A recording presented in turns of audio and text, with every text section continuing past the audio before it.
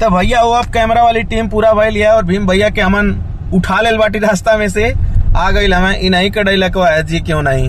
तो बात करिए भीम भैया। देखिए भैया, हमको 1 घंटा से लोग धूप में खड़ा खड़ा करके एकदम काला कर दिए और आप लोग इतना आशीर्वाद प्यार दीजिए कि हम 24 घंटा एसी में नहीं गोरहर हो जाए और मौज लाई। उसके बाद हम जी क्यों नहीं जो डायलॉग है उसको भी फेमस करिए भैया। कहा चाहता कि एसी को जरूरत नहीं खे 5 वाला फेयर लवली लगावा जी क्यों नहीं। बोलिए अजीत भाई।